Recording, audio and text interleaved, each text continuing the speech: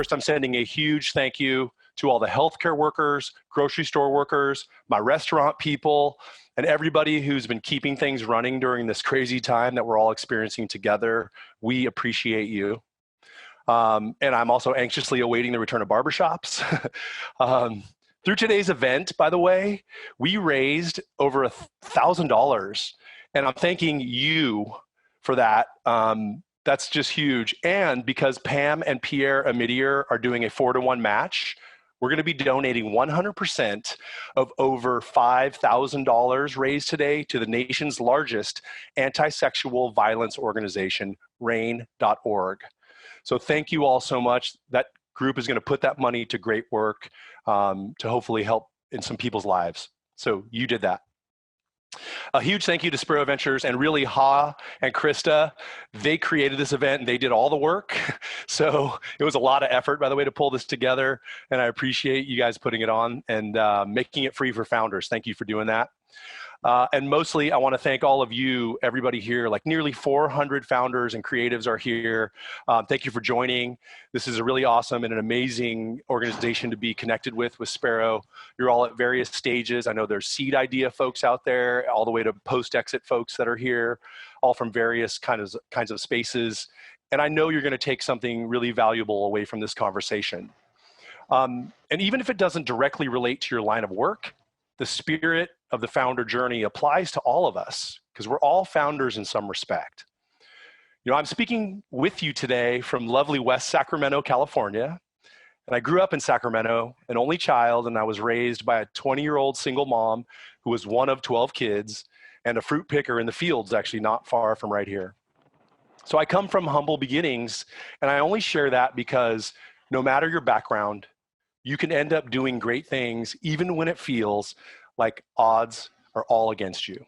And you know, right now, a lot of people are feeling that way. So just hang tough. So this founder journey is from someone who started with 0 connections, no blueprint for success, no assets, or better put, as my wife of 24 years this year likes to say, I came with a futon mattress, no frame, and a rice cooker, which is actually pretty much true. I think that's all I brought into the relationship. But with a lot of mentorship and some amazing co-founders, great friends and employees and supporters like the people I'm working with now, and a lot of the people I see on the screen today, this little dude from Sacktown, got to experience once in a lifetime stuff. So let's dig in. I'm gonna share my screen. All right, Krista, you yell at me if I'm not showing the visuals. So this talk is called From Napkin to Nasdaq, and it's really about founder lessons I learned in this really pretty crazy journey I went on, really in search for something, in search for validation, in search for achievement. We all have ideas. It's about doing it.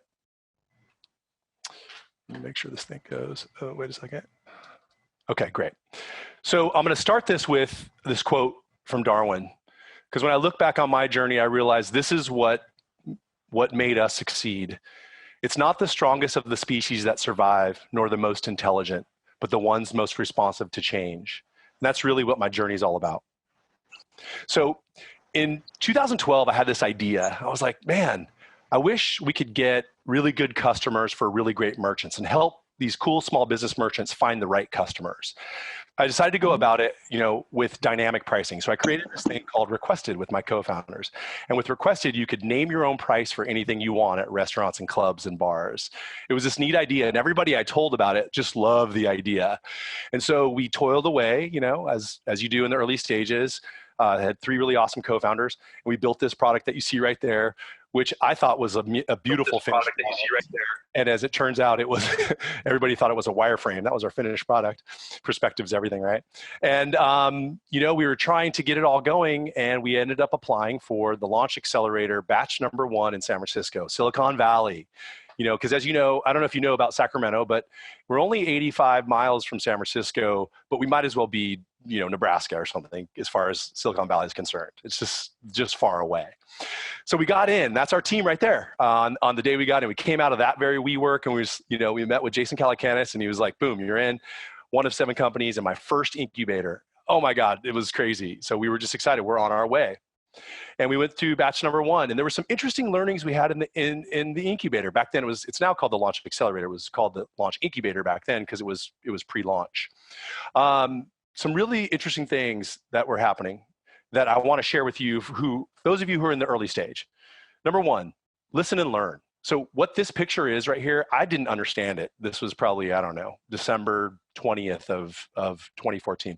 This is Josh Ellman. He came and talked to us, his kite of users. I get it now, but I didn't get it then. So I used to take photos and really just remember, you have to listen and learn because there's so many people out there who have done so much more than you, and they want to help. And network. Make sure you network. Anytime anybody in your networks will put you in front of people like Jimmy Chamberlain from the Smashing Pumpkins, who does angel investing, by the way, grab his hand, shake his hand, get close, and raise that money and participate. So I love this picture. I look back on it and kind of laugh. This is my batch. This is February in Menlo Park. We had just finished a pretty big pitch. And we all went out for a little snack afterwards, you can see. And this demeanor kind of says everything, right? All my other batchmates are kind of sitting down, very well-mannered. And in the middle of this row, you see Jason Calacanis, and the dude on his literal shoulders is me. I just was I want to get everything I can out of that. And I figured out since that the more you participate in these things, the more you're going to get out of them. So we came out of that in March of 2015, and people were telling us this is going to be huge. This hasn't been done yet. The time is right. This thing, we had in our heads, we're going to be the next, Open Table, Airbnb, take your pick, right? Huge. So Jason put us on a stage in front of 10,000 people for a live demo launch, which, by the way, the live demo went great. But we launched and we came out of that and the phones are ringing like crazy. Venture capital firms are calling like crazy. It's oh my God, what is this thing? This is exciting. And so we raised from the launch fund, we raised from Angel List on the syndicate, filled it, subscribed it, and even Social Capital Partnership, pretty big boutique firm that's pretty fancy, invested.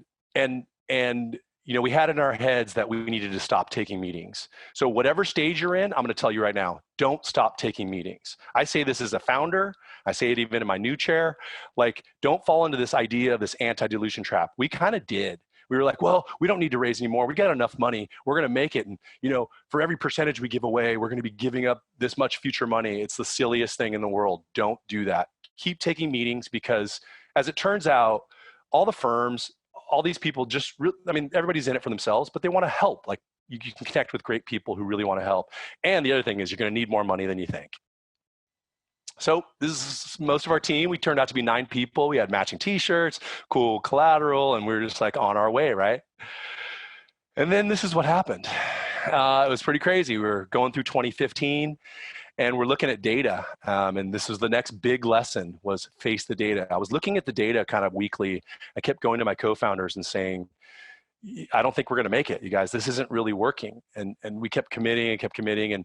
And then the more I looked at it, this is not good. We never even reached 30% retention. If you look down the chart, not even 36 weeks later, it's pretty sad. So it took a while for us to really, really start to look at data. Don't wait. Always face the data. Get really, really harsh with yourself on the data.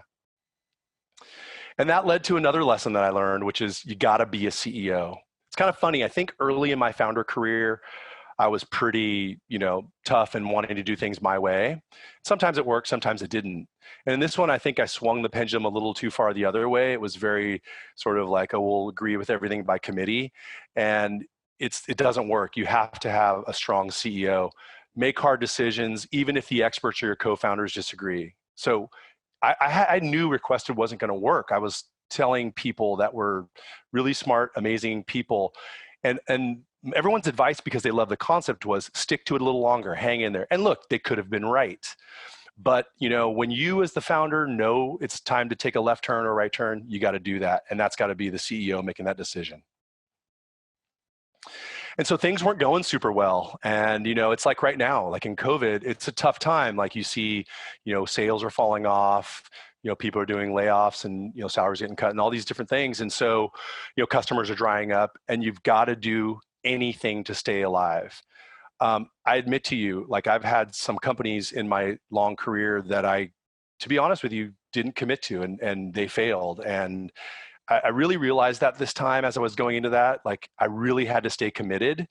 And so it was about doing anything to stay alive. So we got really creative. For us, we were this mobile app where you could name your own price at restaurants and bars. So we're a marketplace. So one, we just kept trying to make it work, working our butts off, focusing on our employees, keep it going. Number two, we were out trying to raise more money. It was like the toughest time in the world. I think January of 2016 was like the worst VC month in history at that time. But I was still out trying to raise money. Three, I was trying to sell the company. Went out, I was taking, very methodical, 2 or 3 calls a day, cold calling companies. Hey, you want to buy our company? No. Okay. But it was interesting. It led to some things. And then we even created a new business model. So we had a few inquiries. You got to listen, right? We had a few inquiries of people who said, you guys can't figure it out. We love your concept. License the software to us and we'll figure it out.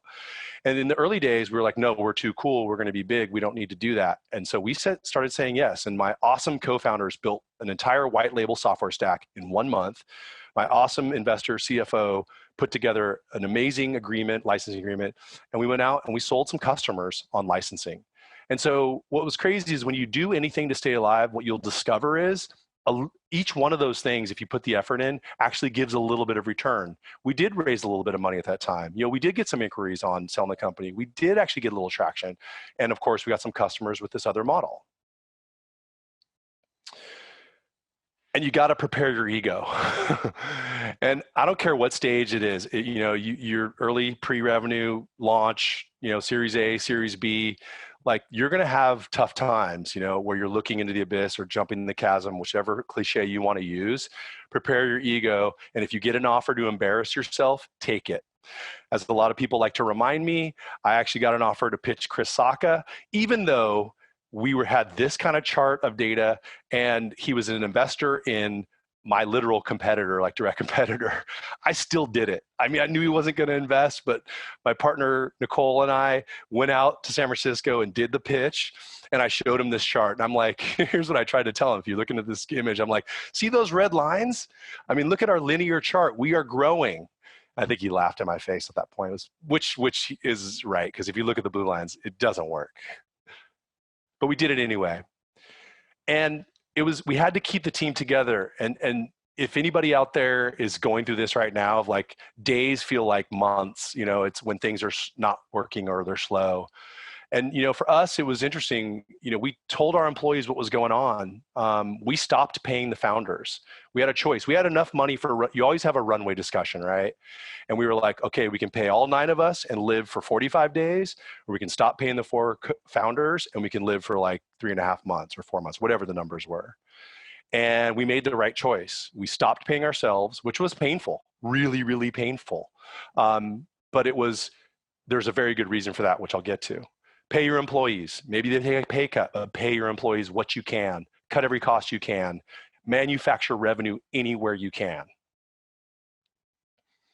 And it was interesting, when I was thinking about this talk, I went back and I was looking at some images, and my co-founder, John Shumate, and I, when we were talking about our idea, I think this was 2013, I couldn't remember, but 2013 or something like that, we went to a Y Combinator festival in Sunnyvale, and this is Emmett, the founder of Twitch, who, by the way, I think is also a Sacramento area guy. And he gave this really cool talk about, Justin TV to Twitch, and now it's massive, and Amazon and all this stuff. And his last slide was, don't give up. And at the time, I was like, yeah, of course, don't give up. Like, yeah, stay true. But man, I really get it. Like, if I can press on you, like really, truly, until like you're dead on the floor, do not give up. So we stayed alive. And we were trying all these different things. And the most amazing thing happened for us. We were out in Baton Rouge, Louisiana, working on this licensing model. And we were out selling restaurant customers. And every restaurant customer I went into, remember this is 2016, they had this other app called WAITR. And all these restaurant partners were saying, God, yeah, sign me up. And by the way, you should meet these guys, WAITR. They're really, really cool. And I was like, there's another food delivery service? Like, that's crazy. I thought the jury was out on food delivery. They're like, oh no, this is really cool. So I emailed the founder, and he called me like right away. And I was sitting in my driveway, and we're having this talk. And he said, hey, let me guess. And he basically told the whole story I just told you just now. And I said, how the heck do you know that? Like, how'd you know all this? And he goes, because I started pretty much the same product, and I figured out it wasn't going to work. And I love it, but we went to food delivery because that's what our customers wanted. And that's what the market wanted. And I went, wow, it's amazing, man. Well, open kimono, here's what we're thinking. Like, you want to come together? You want to help do this, go on this journey together? And at the time, WAITR was pretty small, like, a few hundred drivers. Like, it was relatively small, but they had traction. And so we merged with WAITR, and we came together. Chris Moe, the founder, and the other founders, and I and my founder team, we came together and we said, let's attack this space together. And so I came back and I gave an alumni update to my accelerator. And Jason always has guests inside the accelerator. And I said, hey, by the way, here's what's going on with Requested, and things weren't going too well, but we're going to give it another go. But what's cool is we're going to merge with WAITR, and there's a future for this company. And remember this, just remember this, they will laugh at you. There's some people in the room, some very kind of big name people in the room, and they laughed in my face at this. And they laughed if Chris is on the call, he'll remember this day. And you just don't give up. If you know what you're doing, don't give up, even when they laugh at you. And what I figured out, what I was doing for Requested and for WAITR and for everything, was really discovering where your core values should lie, in my belief, which is when you're a founder, you got to provide value in order for your shareholders, then your employees, and then you. I think when I was young, I had it backwards, to be quite frank with you. But I used to say this out loud all the time: give value to my shareholders first, then my employees, then you. I think that creates the best virtuous cycle to get you somewhere. So I took off the Requested shirt and put on a WAITR shirt and started growing the company. As you can see, don't ever be too shy to hand out flyers in the street. And this is where things really started to happen for us. And we started together as a team. This team that came together really started to have this magic happen. And it turns out we needed each other. And I look back, and these are like the real meaty lessons I learned that really contributed to the success of this little startup company that was not in Silicon Valley and didn't have the big connections that a lot of people have, doing something that is probably the most competitive space in the world, food delivery.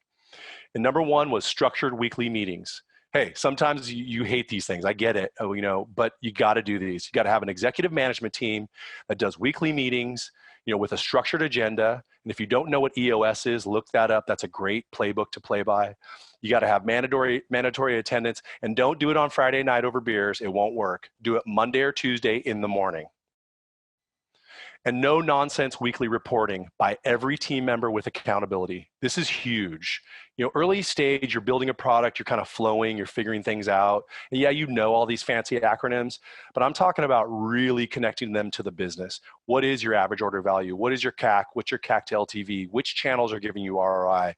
What does operational efficiency look like? Conversion rates, all your P&Ls, your sales production, time to close a deal. All those metrics, you got to have the metrics. And just know, nobody started with all of them.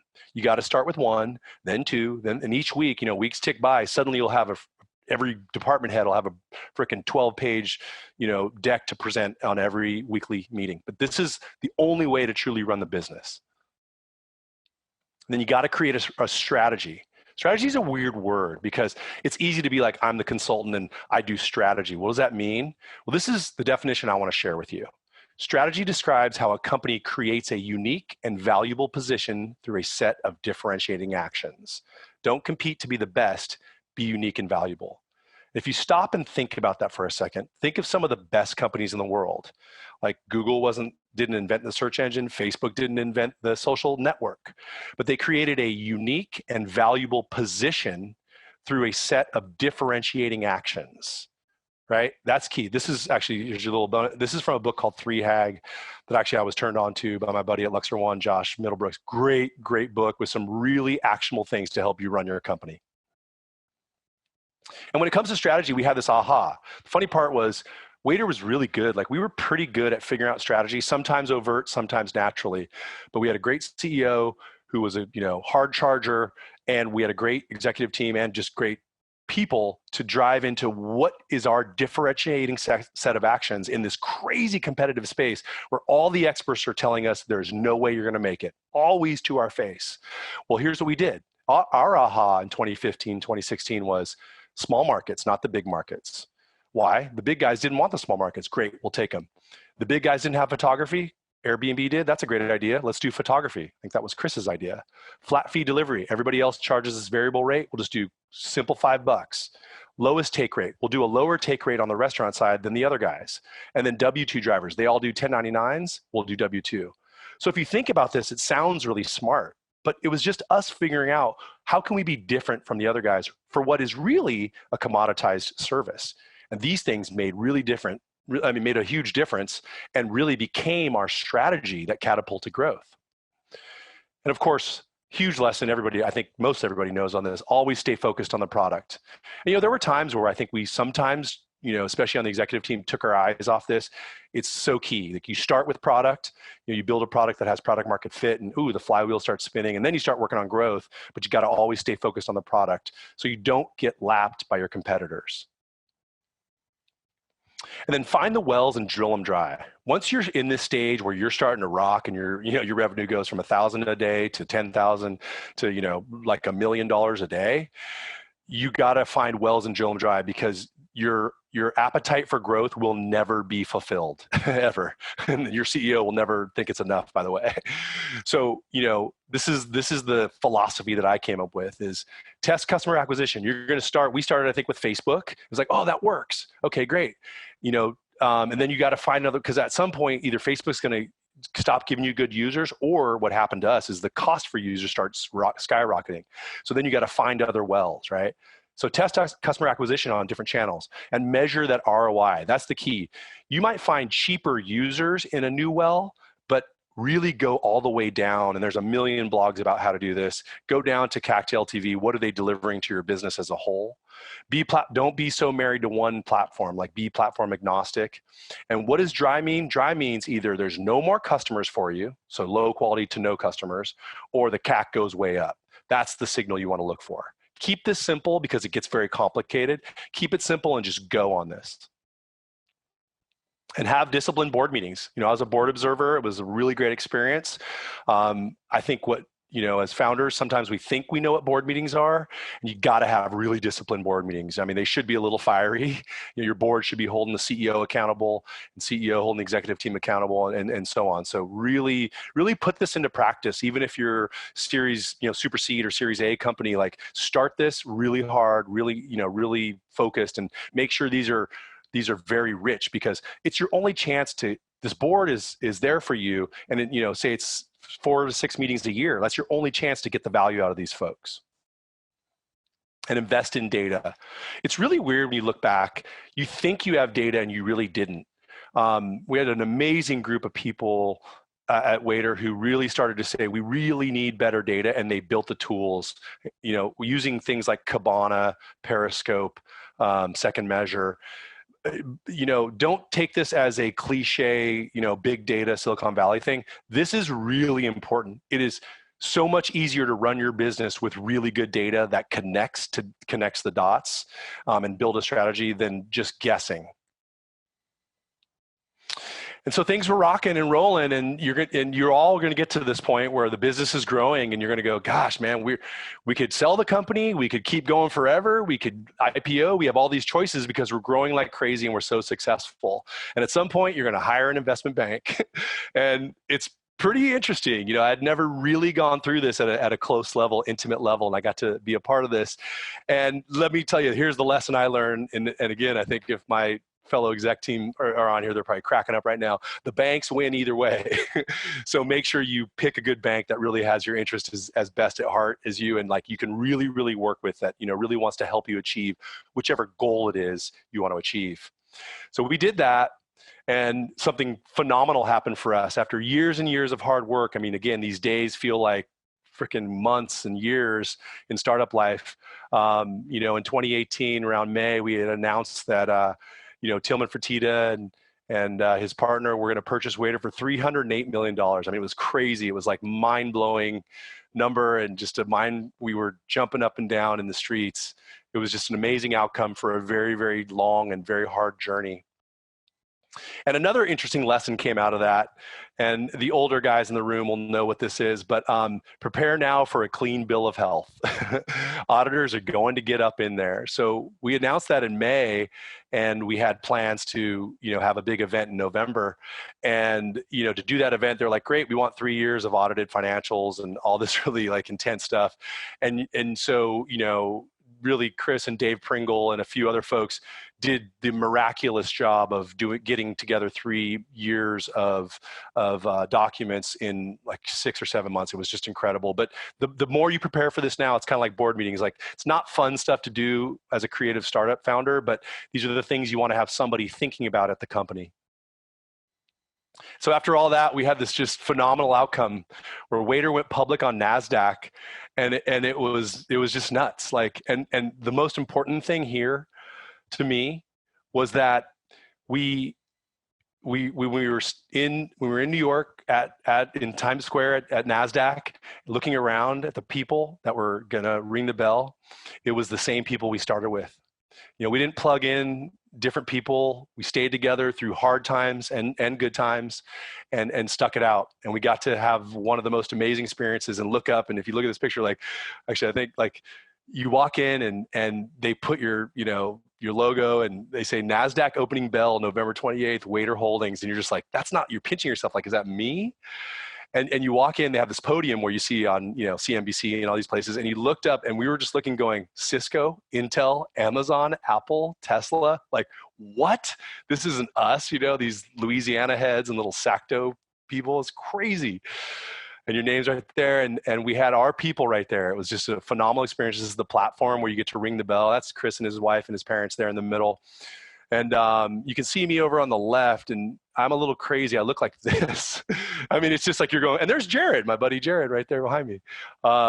It's a crazy feeling, and then the confetti drops, and you open the bell, and you ring it, and the markets are going, and they're covering you on TV, and you sign the book. It's just nuts, and you act really stupid right on national TV for all the financial markets, like me there. But it's just hard to control yourself in that scenario. And they even put your picture without you ask. No, I did not ask to do this. They put your picture on this 6-story tower out front. It's just an incredible experience. So, I hope these lessons kind of help you, and I hope this story has entertained you for a little bit as well. There's lots more, but those are some of the highlights I thought of. But I'll tell you, really looking back, when I think about the very most important lesson of all is, remember the people behind you. This is my wife and my daughter Violet and my son Phoenix. They make actually the biggest sacrifices on your founder journey. Trust me on that. When you're on the road, when you're out selling, when you're out building, when you're up late nights and you're on weekends and you're making no paycheck or some paycheck, whatever, these are the folks that make the biggest sacrifices. So remember, just keep that in your mind as a big lesson. So I want to thank you all for having me, and I want to thank Spero Ventures for doing this, and all of everybody for donating to RAIN.org. That's pretty awesome. That's from Napkin. That's from Napkin to Nasdaq, and hopefully that was about 20 or 30 minutes. I didn't look at the time. But I'd love to turn it over to questions and conversation. I'm going to stop sharing, and yeah, cool. Let's get this party started. Thank you, Sonny. That was awesome. I have a huge smile on my face seeing all of those photos at NASDAQ. I think my internet just went out there for a second. So, okay, so I'm going to call on specific folks, and Krista is going to help unmute you so that you can ask your own question. So I'm going to start by asking my friend and business school colleague, Sarah Enline. She has a specific question around accelerators. So Krista, can you unmute Sarah Enline?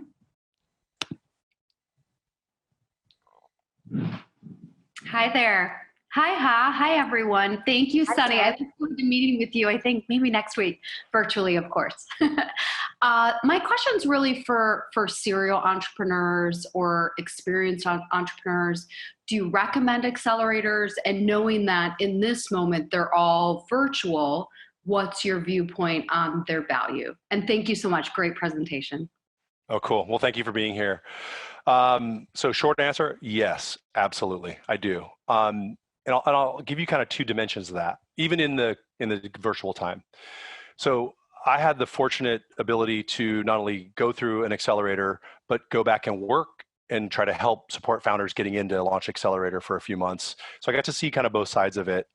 And the value, especially on sort of the lead, when you get into YC and Launch and Techstars and some of these sort of like more well-known accelerators, you're going to, the accelerator term is the right term, especially for those, because they really shave off months, potentially even years, in terms of the connections, the fundraising ability, and the people and the networks they get you into. The network is the value.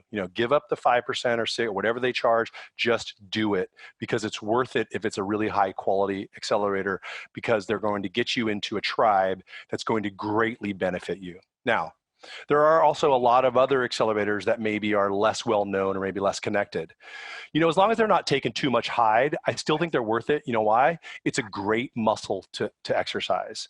As founders, especially in early stage, you can get in that mode where you're just kind of doing the same thing. Like, we're only working, oh my God, we've been only working on features and we haven't worked on sales, or we haven't done this. It's a good sort of open exposure to kind of, get your muscles flexed and maybe get some value out of it. As long as they're, make sure they're good quality programs. Don't do goofy like ones that charge you or are a waste of time. Thank you. You're welcome. And hello from Brooklyn. Hello, Brooklyn. Great to see you, Sarah. We'll have to catch up soon. Okay, so the next couple questions. This was very controversial, Sonny. We had at least 3 people ask this question. So we're going to unmute Hamoon and Jayant to ask their questions, but it really is around sort of the various sort of stakeholders and who do you take care of first. So, cool. So Hamoon, why don't you go ahead and ask the question, and Jayant, I know you had a point of view around that framework as well. So we'll unmute both of you at the same time. So Hamoon, take it away. Great. Thanks so much, Sonny. Incredible to hear the story and learn about the various pieces along the way. So thank you for all the insights and advice packed into 30 minutes. The question was around your create value for stack, essentially, shareholders, employees, and yourself. Just wondered whether through any of the journey you've gone through, you thought about or considered whether there were layers above shareholder to consider. So whether that was customers, whether that was the society around you and the communities around, the impact lens, especially given you'd gone the social capital partner side of fundraising. So any thoughts on that would appreciate. Yeah, that's a really good question. I would say the answer is no, I hadn't considered other layers, and I'm going to tell you why. I'm going to explain it this way. There's a really great book called Setting the Table by Danny Meyer. If you haven't read it, check it out. Great book. Even if you're not into restaurants, awesome, thumbs up.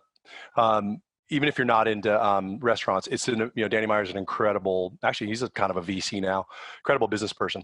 And he has this thing called the virtuous cycle of hospitality. That's what it's called. And we all grew up, or most of us grew up saying, okay, the customer's always right? Nod of heads probably. I mean, you all heard that, right? The customer's always right. Well, Danny Meyer said, no, that's not the way to approach it. The way to approach it is, he says the virtuous cycle of hospitality is, I serve my employees first, my guests second, then my community, then my vendors, and then my investors, which is a little bit flip-flop, but he's really kind of saying the same thing that I created. What he believes is that if your employees are happy and they buy into your philosophies or package or whatever that is, they're going to serve your guests the best way and on down the line, and the investors get returned. Which is ultimately what he's saying is that you're gonna build a sustainable, great cash flow positive, profitable business that gives investors their 20% or 20x or whatever you're going for. So I kind of took that and I said, in what we're doing in tech, I believe it has to go that way as well. And I believe that you could extrapolate what you're talking about. Do you build in community in some of those layers?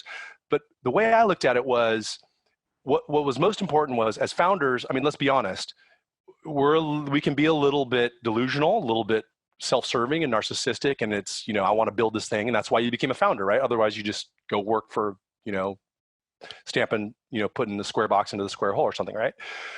So that's a dangerous little element we have inside of our DNA. And then I realized that your shareholders invest in you. They write a check, right? And when I say shareholders, I'm talking about people who write checks. Like, yeah, that might be some people's job, but that's like, you got to take that really, really seriously.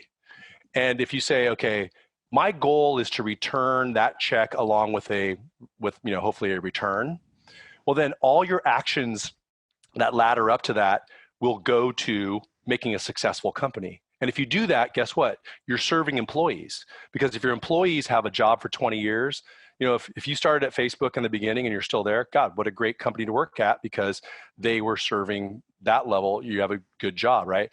And then, so I've maybe made it a little too simple. You could probably build it out. The spirit of that stack or that hierarchy is, it's not about you. It's about creating something of value that the people who support you along the way win with you. Cool. Hopefully that answers the question, and hopefully Giant. Thank you. Sonny, what an amazing story.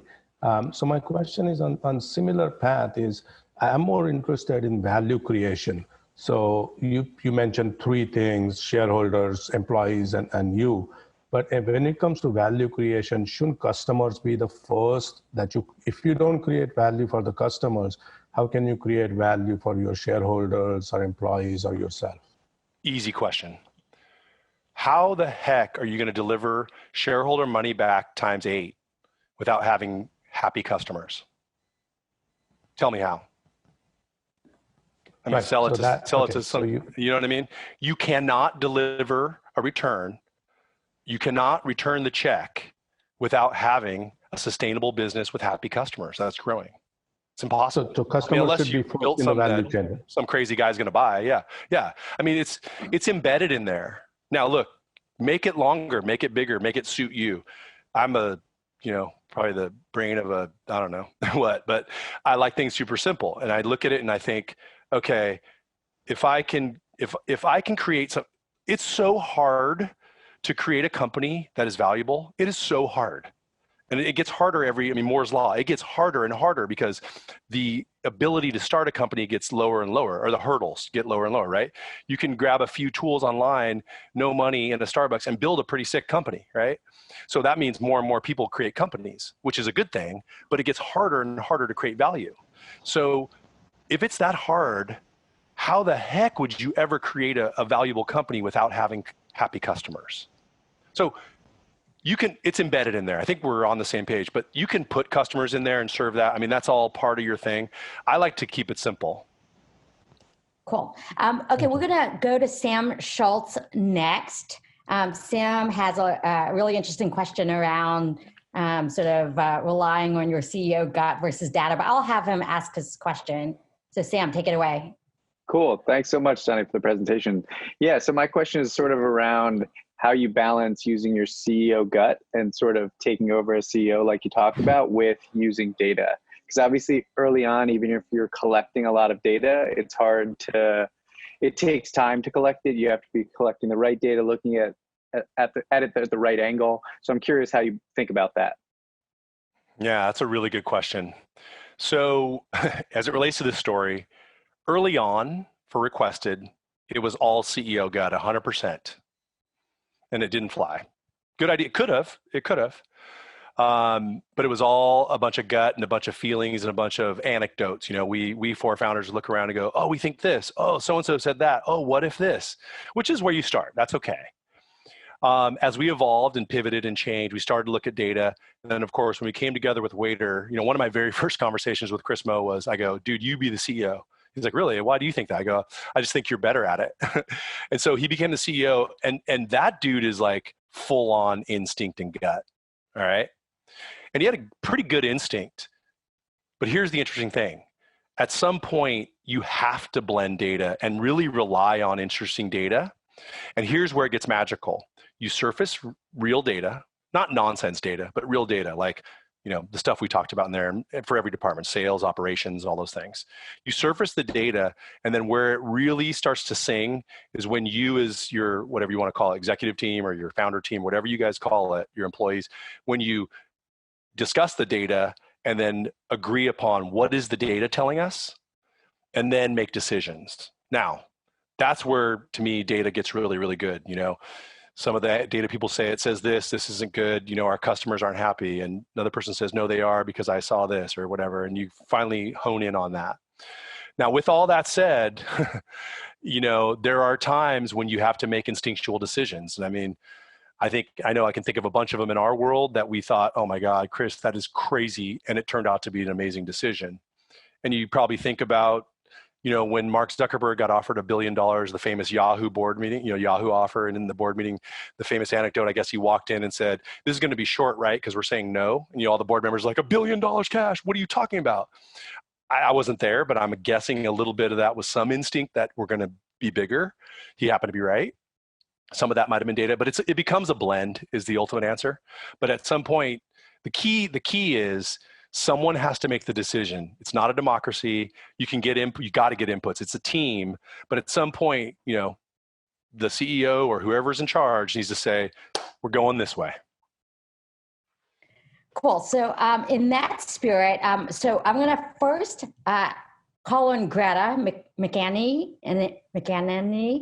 to ask a question, and then Philip Victor is on cue. And they both have separate but related questions around sort of the decision to sell. So Greta's question is around sort of the first time when you decided to merge with WAITR, but I'll have her ask her question, and then Philip, like when you guys were part of WAITR and going public. So Greta, I think have unmuted you to ask you. You have. Apologies for my overly complicated Irish last name. McAnany, but it's very confusing. Too many AMs. I like it. Yeah, thank you.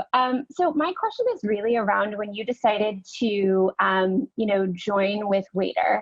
I think you had the slide up that was like, they're going to laugh at you, right? And you're like, be ready for that. I forget. They'll laugh at you. Don't give up. How did you deal with managing your investors and everybody who had put so much belief in you and your team and the company? Because I'm sure they were like, well, you're starting all over again, or, you kind of hinted at that they had some questions and some doubts. And I'm curious how, you talk about stakeholders being most important. How did you manage that relationship with your stakeholders, even though you knew, it was the right decision? Yeah, that is a really good question. Very insightful. By the way, when I say people laughed at us, they were non-shareholders or stakeholders, just for the record. And that's okay. Look, people do it all the time, right? You laughed at bands, you laughed at actors, whatever. They got famous, they didn't get famous. Doesn't matter. Just happens. How did we deal with our shareholders and stakeholders is the question. That was a very fragile and gentle dance because of course they invested and they believed in us. We sold them on this company and this concept. And then, we were giving it a go, and we still had runway, right? We technically still had time to give it a shot. And investors know 90-something% of their portfolio is going to die anyway. So they're like, they want you to give that moonshot, keep going.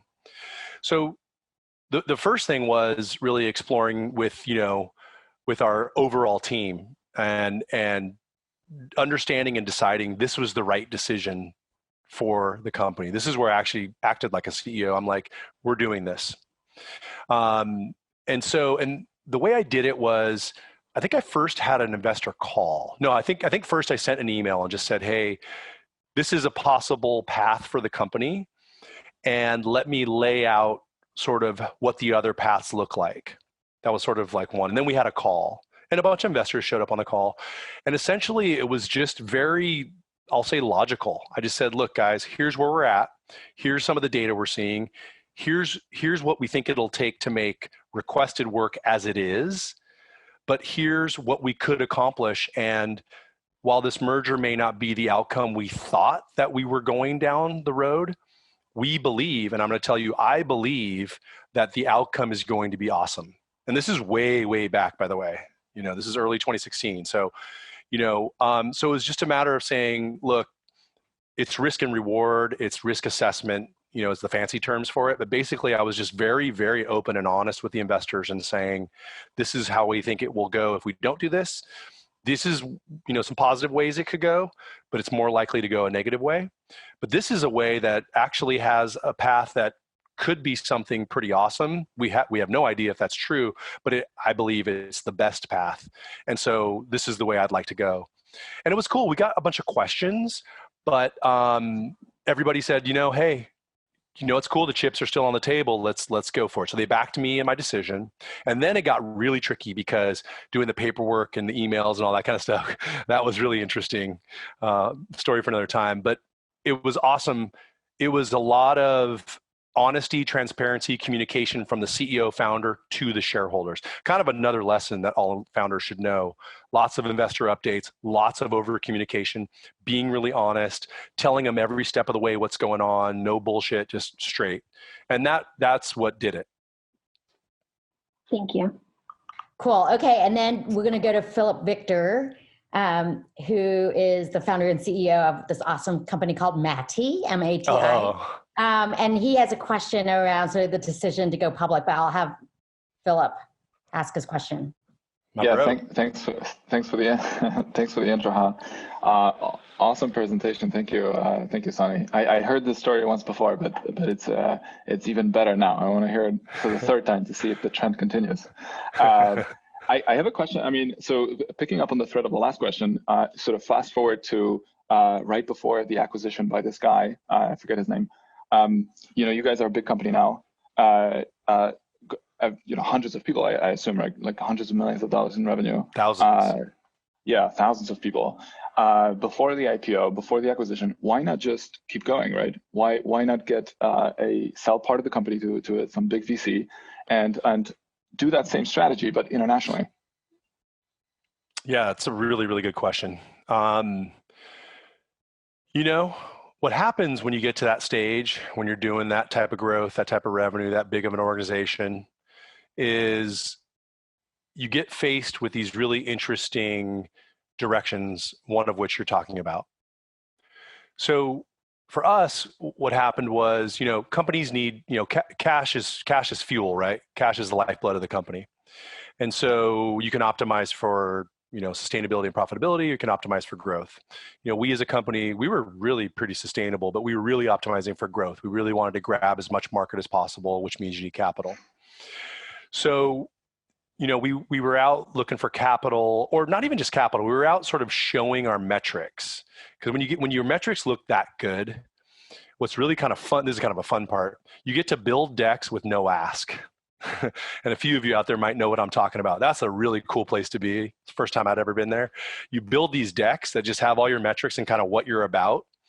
And you get to put it out in the marketplace to really, really big capital folks and strategics and just say, look, WAITR's this really cool company. And here they are. And if you want to have a conversation, our door is open. So what happens when you do that is, boom, like, all these calling cards start happening, and they all look very different, Philip. Like, there's people who, like you said, VCs who want to invest, there's people who want to buy you all the way. There's, all these different things. And so you're faced with all these different sort of choices. And for us, there was a couple things at play. One was, and as you know, we were the same founder team still together. So we were pretty hungry for, we were pretty hungry for the idea of winning and walking with something. That was very appealing to us. Number one. Number two, Tillman is in the restaurant industry. I mean, he's a monster. Hundreds and hundreds of restaurants, big casinos, he owns the Rockets. I mean, just a big dude. So he gets hospitality, and we really saw that as a good alignment. We're like, man, this guy built from one restaurant, this multi-billion fortune that's operating like crazy. So we felt like that was a good person to be aligned with long term. And when we were looking at all those choices, and then of course when the offer came through, for us it just was you get set up with an offer, and they ask you to decide on the moment at that moment, man. And it's like anything, like Neil Young said, right? There comes a time. So you're faced with a decision, like you say yes or no. And so what was really cool was, our CEO and involved all of us. It was pretty awesome, and said, hey guys, this is our choice. What do you guys want to do? And we, the executive team was looking at each other and we were just like, we want to do it. And so we took the deal. That's how it happened. Yeah, got it. Okay, Sonny, the next one, I'll have him ask the last question before 5 p.m.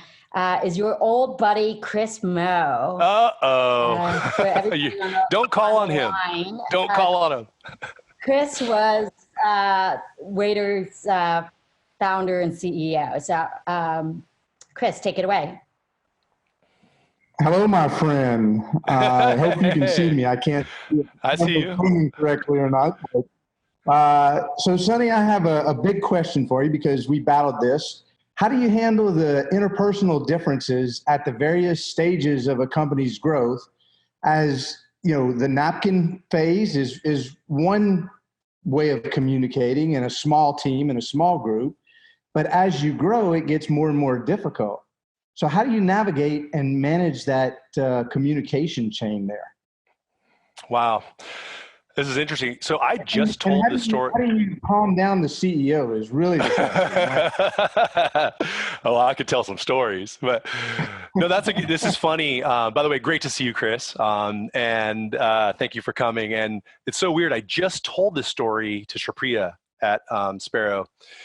And I hope you don't mind me talking about Dr. Butcher. Is that all right with you? That's fine. That's all right. fine. So this is actually a really cool story, everybody, that's on.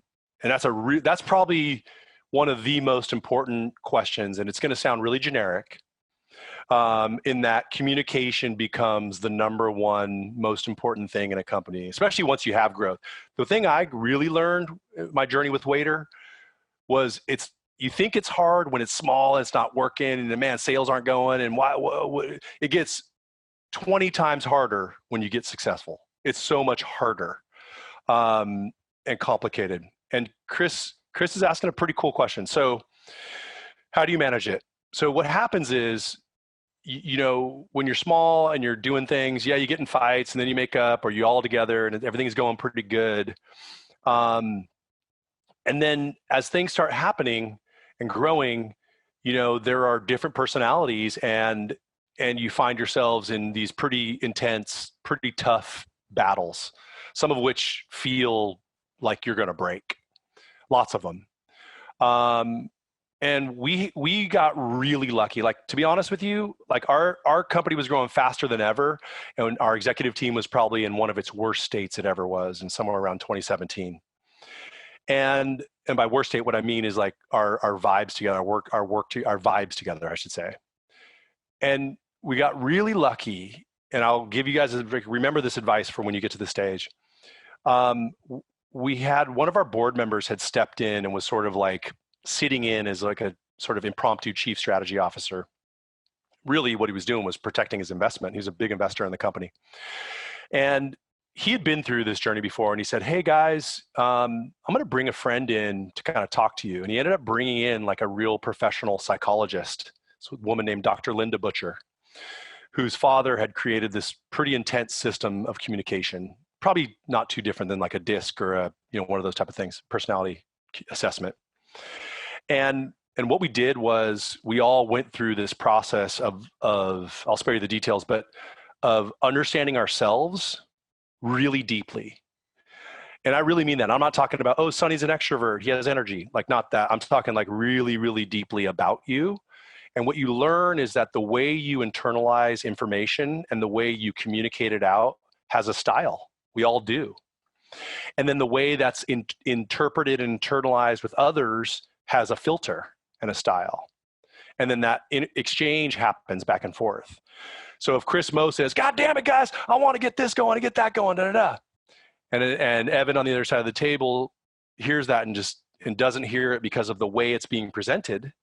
Well, then Chris is doing a poor job of communicating it and Evan's not doing a good job of processing it, right? So who's at fault? Well, no one's at fault. It's just communication.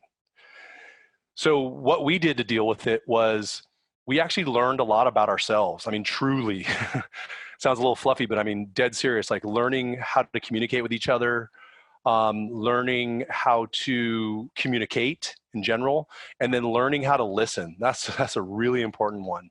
learning how to listen when other people are trying to give you information. So even if it's not in your style, like Chris and I share, we're both communicator performers. We both have a fast pace.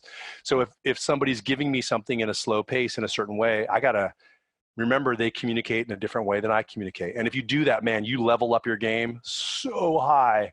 And that one thing was probably the ultimate difference maker in our success. I mean, it wasn't all these other strategies and all these other things, but when you can function together as a team, I can't emphasize this enough how powerful that is. And probably all the greats in the Valley will say the same thing.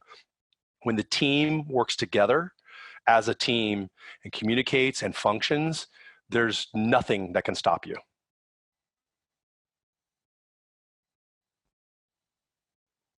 That's amazing. And a lot of beer. So and a lot of beer. I'm looking at the time. It's 5:03. I know a bunch of folks have to go. So if you have to go, feel free to drop off. And I'll be sending out an email with a Net Promoter Score sort of survey question for you to give us feedback on what you liked about Sonny's presentation, what could have gone better, and what other types of programming or other speakers you'd love to hear from. If you would like to stay, Sonny has generously offered to sort of stay on to answer a bunch more questions. And we'll go through until like 5:15, 5:20, and then we'll save the last 10 minutes for breakout sessions for those who really need to break out that beer or wine and hang out with a smaller group of people. So again, if you have to go, great to have you with us. And we'll see you again. And if you'd like to stay, we'll keep answering some more questions. Does that sound good?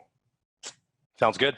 Okay, so I don't know who's staying and who's going, so I'll just start asking calling on different folks, and hopefully if you're here, you'll ask your question. Otherwise, I'll ask it. Okay, so the next person is Oleg. I'm going to butcher the name, Kaganovich. Just call him Oleg. So I actually know Oleg. Feel free to ask a question. And then if not, I'll go ahead and read it out. I think you stepped off the call. Okay, so I'm going to read it out, and we are recording this, so maybe he'll get the answer, but I thought it was a good question. So Sonny, if you were to build your team today, say you're launching a new company, based on lessons learned in the trenches, how would you construct your team? That's a cool question. Well, I guess two questions. I'll two ways to answer that question because I'm not sure how to interpret it. If it was the WAITR team, exactly the same way. And I really mean that sincerely, warts and all. If he means, if I built a new team today with all those things I learned, the philosophy that I figured out as a young founder was don't build your team with a bunch of mirrors of yourself. Because I tried that, actually, it didn't work. A bunch of guys like me. Truly. Know where you are short, know where your weaknesses are as a whatever role you are, whether you're the founder and CEO or you want to be a founder and be an operator or whatever, know what you're good at and say, hey, I can handle this part, and know what you're not good at, and work with people who are superpowers in that, celebrate their superpowers and work together. That's how I do it.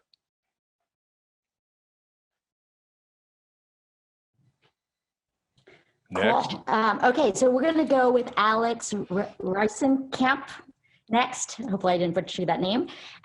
So Alex, if you're still here, Krista is going to unmute you to ask the question. If not, I'll ask it. Alex, you good to go?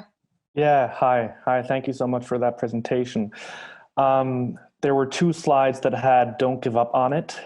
And I think it's super easily said, and probably a lot of the folks in this room have their own version of what that means. What was your lowest and what kept you going? Because I feel that that's really the question that allows others to learn. Oh yeah, good question. Here's the lowest, man. It was probably somewhere in 2015. I had left a job. So I'm a little older. So I've been a multi-time founder. And, as you saw in the presentation, I've been married for over 2 decades. And, you learn a lot, you get experience, you get to get good job offers. And I had a job at Facebook in Menlo Park paying, what Facebook pays, pretty darn good money with all those crazy perks and all the cool stuff they have. And, I'd left that job to do my startup, which I'm so glad I did. Don't regret it at all. Although I loved working at Facebook. It was awesome. But the lowest was somewhere around the end of 15 when, the app's not working. I mean, by working, meaning nobody's using the product. People who are using the product are having a terrible experience, which they were. Our restaurant partners who are using the product were having an even worse experience. Everybody who you meet with and you try to give optimism to is kind of like, this is drawing dead. No way. This is kind of a joke. And they're happy to tell you that. And to top it all off, you're not getting paid. So your family's going, wait a minute, you skipped this other life to do what? And it's just like, I mean, my new favorite quote, the Elon Musk quote about, doing a startup is, what do you say? Like looking into the abyss while chewing glass. I mean, that's when I heard that, I threw my arms up and went, that's exactly what it's like. The lowest you feel like, it's the most painful. You want to quit. I've quit before, by the way. And it's much easier to quit because you quit, you're done with this pain. So yeah, that was like the worst was, we were running out of money. The app was not making users happy. Our customers thought it sucked. Anybody who finally tried to use it was having a bad experience. We couldn't raise any more money and we even weren't getting paid. So it was like, there is no future here. It literally was like, we don't have a future. So that was the worst, Alex. And what kept me going? I think what kept me going was a failure I had in 2008, to be honest with you. So in 2008, I had started a company. It was a social network. Actually, in 2006, 7, it was really early, man. I really love social media. I was right on time. I think when I started my idea, Facebook got like 5 million members. It was like, yeah. Started it, came out, really good product. It was going, but for reasons I won't go into now, we can talk over a beer sometime, it failed. And it failed miserably. And it really hurt me deeply, like really hurt me deeply. That's where I kind of came, looking my investors in the eyes and saying, yeah, sorry, I lost all your money, really, really caused me a lot of pain personally. And when I finally got a little time between that failure, I looked back and I had this really crazy epiphany, Alex. And the epiphany was, I failed. It wasn't my employees. It wasn't the space. It wasn't this. It wasn't that. I gave up. Like I didn't put in the work, flat out. And so I vowed to never do that again. So I didn't give up. Cool, super inspiring. Okay, so we are going to go with Alex next. He asked this question a while ago, so hopefully Alex, you're still on. And Krista, let me know if he is. Hey. But it's around disagreements with co-founders. So go ahead, Alex. Yeah, so relationships between the major decision makers in companies can be integral to both operations and the culture. So how did you, I think you touched on this before, but how did you manage the relationships and power divide between you and your co-founders? And how did you normally resolve disagreements? Man, that's a serious good question. Well, I think I did it. I'm going to say I did it in a couple ways. One was a bad way. That slide when I said be a CEO, I'd say in the early days of Requested, the way we managed it was by way too much discussion. I mean, you want to do a lot of discussion, don't get me wrong, but we would have disagreements among the co-founders, even though my title was CEO. And to be honest with you, it was too much analysis and not enough decision-making. Was it Amazon founder, was it Jeff Bezos? Didn't he say, it's not the decision you make, it's the speed at which you make the decision that matters? We would take forever, talk about it, pontificate about it, philosophize about it, and then we'd come to an impasse based on your question right there.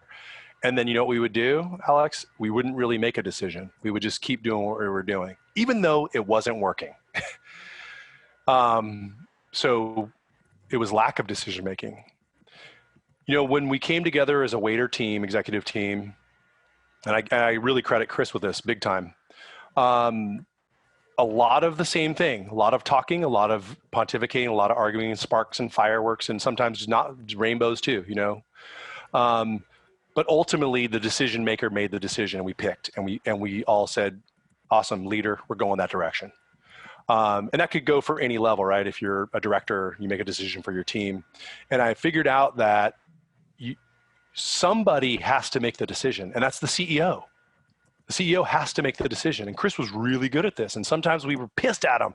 God, why are we doing that? That's so stupid. We should be doing this. You know, and it's like, it ultimately kind of in a weird way didn't really matter, because the outcome was great. And it's the speed at which you make that decision and everybody getting on board, right? It's like, okay, maybe you disagree, but we're doing this and let's roll down that road. And yeah, sometimes it didn't work out, you know, and he would be the first one to say, shit, that was a bad idea. All right, let's fix it and let's go. A lot of times it did work out. So you got to have that, you know, corporate hierarchy. Even if you're small, it sounds cheesy, but you got to do it. We got to do it early and go, all right, these decisions are being made. Sometimes it will be a group decision, but most of the time your leader is going to make the decision and you got to go, commit and go. All right. Thank you. You're welcome. Cool. Okay, so we have time for 2 more questions. So we're going to have Drea, if Drea is still on the line, to ask her a question about networking, which I think you're uniquely qualified to answer, Sonny. So Drea, take it away. And then Anna Grace, you have the last question. All right. Hey, guys. It's great to see Sonny again. Oh, Drea. Hey, Drea. Sonny, what would you say is the best opportunity? Yeah. What would you say is the best opportunity outside of the accelerators to really network at the best speed and pace and like for the most return on investment really for that time that you're putting in that we could still do virtually right now? Yeah. Oh, yeah. Well, no, I got it. Two ways. What do you think was the best experiences? It's two ways. It's 2 ways. One is you got to put in the effort authentically, right? I think I had some times where I was like trying to make friends with VCs and it was really fake. I'll be honest with you, like, hey, how's it going? I'm following you on Twitter. Oh, you're so cool. Hoping I'm getting some meeting to raise money for my company. We're probably all guilty of that as founders. But the best way I would say is put in effort. I mean, virtual is the way to go. Like put in effort. If there are people or organizations you want to network, whether that's fundraising or just customers or whatever, everybody's on social media. Like connect, you know, authentically. Follow them on Twitter, friend them on Facebook, follow them on Instagram, share a TikTok video, like naturally do it. It takes effort. I get it, but do it authentically, right? That's sort of one key way. And then if you're, I'm guessing, but if you're on a say company level, if there's people you want to work with, and I'll just use, you know, fundraising or VCs, this is a little known tool that founders use. Keep us updated. You know, we want to see traction. Like our job is to sort of like understand awesome companies, what cool founders are doing. And it's really not hard to ask, hey, do you mind if I could send you my monthly investor update? Like we're a tiny company, but I really like your firm. Here's why I like it. And we're way too early, but I'd love to, you know, build a relationship over time and send you my investor updates. We've got 10 users right now, but someday we'll have 100 million. So I'd like to keep you updated along the way. And would you mind taking a look at that? And you know what? Ha's going to go, awesome. Send it to this email address once a month. I will read it. Just know that. And hey, when the time is right, perhaps we'll work together. If you do that 3 times a week times 52 weeks, how many people are you friends with? And that's a lot. I don't know how to do the math, but you know what I'm saying.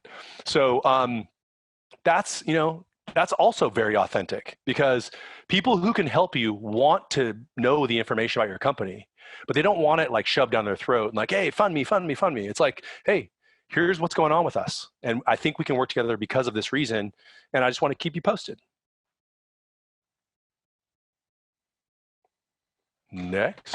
So Jared made a comment, and I agree. I think you're going to get 100 investor or founder emails in your inbox on Monday. My email is ha@Spero Ventures. No. Okay, so Anna. So Anna Grace, if you're still on the line, I think you have a cool question to end with. So I'll let you ask the question if you're still there. Awesome. Thank you. Thanks, Sonny. And thanks for a great presentation. So as a former serial entrepreneur in the early internet days, I struggled with what to do after a liquidity event, whether in my case, it was 2 acquisitions. Should I stay on? Should I take off? Should I start another thing? How soon should I start another thing? In my case, I ended up going into the corporate world, but I'm curious how you have processed that and kind of what's next and how you decided on that. Oh, wow. Powerful question. Yeah, it was pretty crazy ride coming out. We had the event in late November. And then like during our executive Christmas party, Chris was negotiating the acquisition of a company larger than us, like literally at the party. And so we had like kind of another big event happen for WAITR, which basically put more to-dos on our plate, right? One, we had to learn how to function as a public company, which was we were already in the process of and is pretty intense and really cool experience. But now we also, on top of that, had to do an integration. And if you don't know what that is, anybody, it's like, taking 2 companies of roughly the same size and integrating and figuring all that out. And of course, run the business. So I was up for that challenge, So the sort of first step was, you get on the journey, not for the liquidity event, you're on the journey to build something great and have a great experience with that you can't buy, right? And which we did. So I was pretty much down to keep going, although it was hard because for me personally, this is kind of a nuance, but I live in California and we were based in Louisiana. So I was like going back and forth a lot and, bouncing all over the nation too with the marketing and growth side. And I was, and there's, as probably from being a founder, you kind of have this sort of like arc of burnout a little bit, you know what I mean? Sort of emotional burnout, right? Where you're just like, man, you just get a little tired, you know what I'm talking about? And you get a little bit like tired and sort of just like, man, that was a crazy journey. And so for me, I stayed on another 8 or 9 months or something like that. And had a really amazing conversation with my CEO, Chris, and on a Sunday here after returning from Hawaii for a week for a much needed vacation. And we both kind of talked and I said, hey, I think it's our time to separate. And he said, yeah, I think that's probably a good evolution. We were kind of peeling off. I think when you look back, you kind of go, there's a group and a tribe that contributes to the evolution of a company. And I think we see this with some of the big, great companies, right? And then there's like a turnover, and that's okay. It feels like the founder team should be there forever, but most companies don't do that. Like there's a turnover. You need new inspiration, new blood, new things. And it was totally time for some new blood on the growth side. And it was cool. It was weird. Like we had that discussion on the Sunday in June, and I was like, I came downstairs and I went, oh my God, I'm done. And it was like, it felt complete and resolved in this weird way. So I took some time off. And and then your question, the second part was, what am I up to now? Right. I think you said. And so, okay. So I ended up working with this really cool company in Sacramento called Luxor One, and I still work with. I'm currently running their sales division, really amazing wolf pack of salespeople that are like selling through COVID, kick-ass salespeople. That's like a really, really high-end pioneer in the smart locker space. So I've been doing some innovation and work there. And then, of course, I've taken the entrepreneur in residence role at Spero Ventures, which I'm super, super pumped on, working with Shripriya, Sarah, and the whole team, Mark and Steven and Jonathan on really working with the portfolio and trying to leverage my experience to help those companies grow and, trying to look at Spero and how its evolution is going to go and be this amazing, really awesome venture capital firm that also happens to back great companies that are changing the world. And so, yeah, so that's what I'm up to.